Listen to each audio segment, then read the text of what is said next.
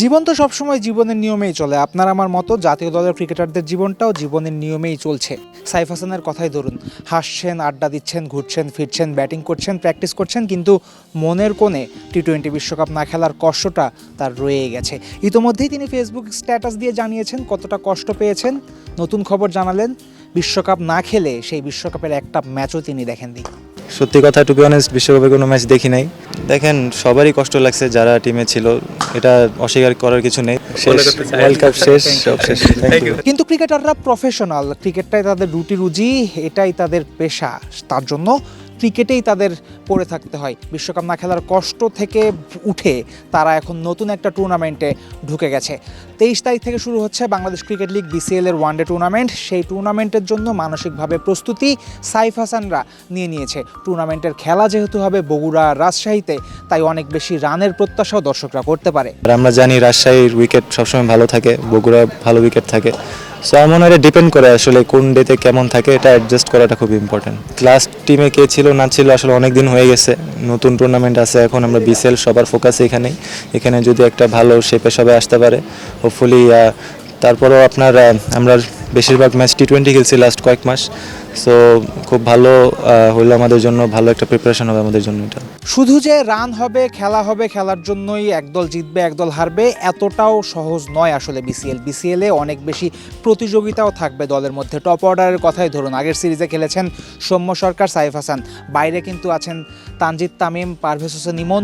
নতুন যদি আপনি ধরেন তাহলে আজিজুল হাকিম তামিম, জাওয়াদ আবরার, তারাও আছেন টপ অর্ডারের ফাইট দিতে।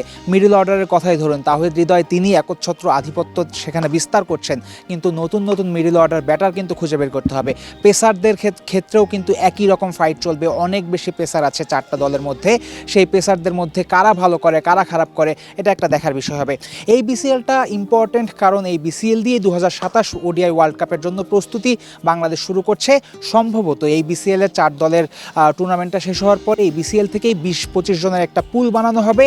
এই পুলের খেলোয়াড়রাই আগামী 1-1.5 বছর একসাথে ODI খেলবে। তারপরে ODI বিশ্বকাপের জন্য প্রস্তুতি নিয়ে একটা স্কোয়াড ঘোষণা করা হবে। তাই এই ধরনের একটা টুর্নামেন্ট পাকিস্তান সিরিজের ঠিক আগে খুবই ইম্পর্টেন্ট, এবং এই ধরনের টুর্নামেন্ট এই ভালো পিচে, রাজশাহী এবং বগুড়ার পিচে খেললে প্লেয়াররা আরও বেশি আত্মবিশ্বাসও পাবে। কারণ এই দুইটা পিচকে ধরা হয় দেশের মধ্যে সেরা দুইটা পিচ, যেখানে রান হয় অনেক, যেখানে পেসাররা সুবিধা পায়, বাউন্স থাকে, স্পোর্টিং উইকেট হয়।